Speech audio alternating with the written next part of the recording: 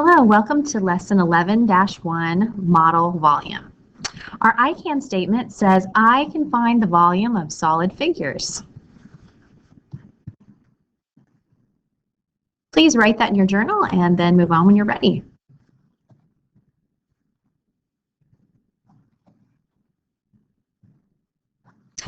Okay, for our problem today, it says Gina is building a rectangular prism out of sugar cubes for her art class project. She started by drawing a diagram of the rectangular prism that is 4 cubes high, 4 cubes long, and 2 cubes wide. How many cubes does she use to make the prism? Solve this problem any way you choose. All right, so let's remember our strategy of cubes to help us understand what we're going to be doing with this problem. And we're going to need to circle some important numbers that we look at. We've got to make a rectangular prism that's 4 cubes high, 4 cubes long, and 2 cubes wide. And then we're going to be answering how many cubes will it take to make this prism. It's also down below showing you what the side view would look like, the front view, and the top view. So that's going to be helpful as you create this three-dimensional cube. Go ahead and pause the video, draw out what that's going to look like and figure out how many cubes you would use, and then press play when you're ready to go over the solution with me. Okay, so I'm just going to go ahead and start with my front view. So I see that that is 4 cubes by 4 cubes, so I'm going to recreate that right here.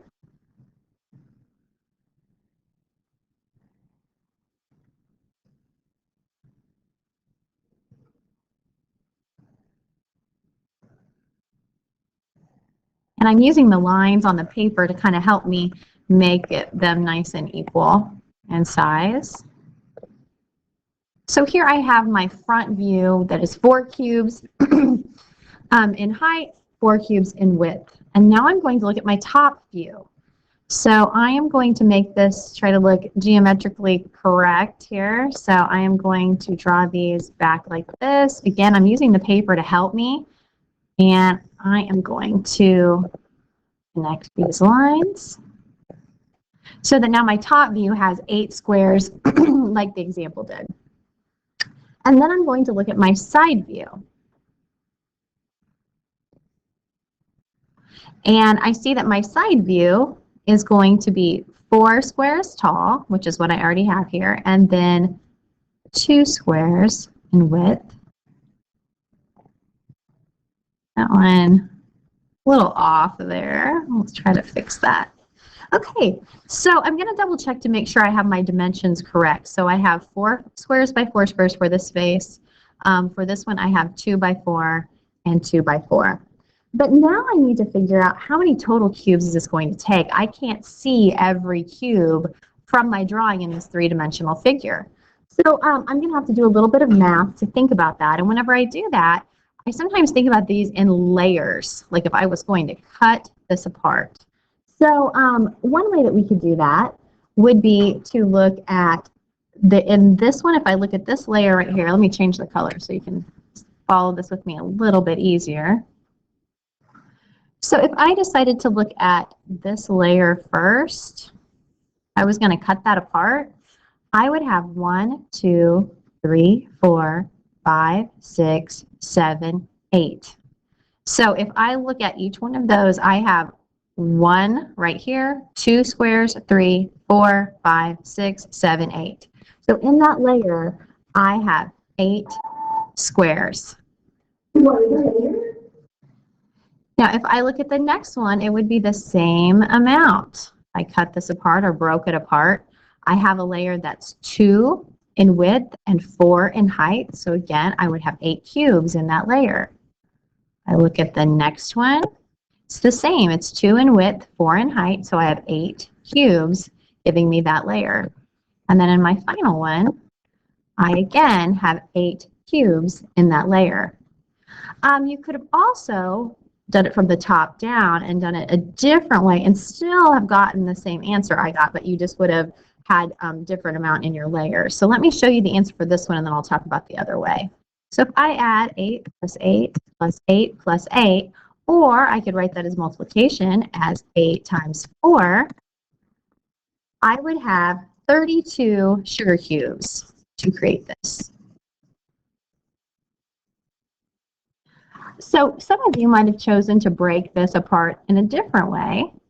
So let me change colors here and let's talk about what that would be like. Some of you might have said, I'm going to take this top layer off, and that would have been 1, 2, 3, 4 by 2 as well. We could have done the next layer this way, the next layer this way, and the next layer this way. When we're working with these actually with hands-on manipulatives like cubes, it's a little bit easier to see how this breaks apart, but we can do this by drawing as well. So the correct answer for this was 32 sugar cubes. You could have looked at that a few different ways to get that answer, but that's where we should be.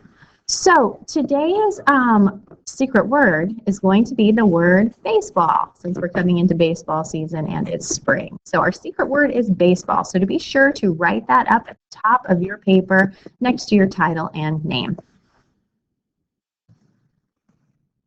So let's take a look at how Sue talked about hers, and she did hers a little bit differently. She looked at this front as a layer that had 16 in it, and then she looked at the one behind that, and that had 16 in it.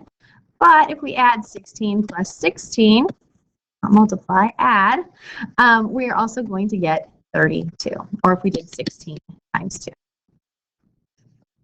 So she got the same answer that we did as well. All right, let's take a look at Miguel's work.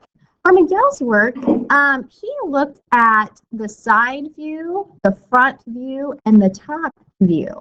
Now, although he has 32 cubes here, let's look and see if that strategy really makes sense.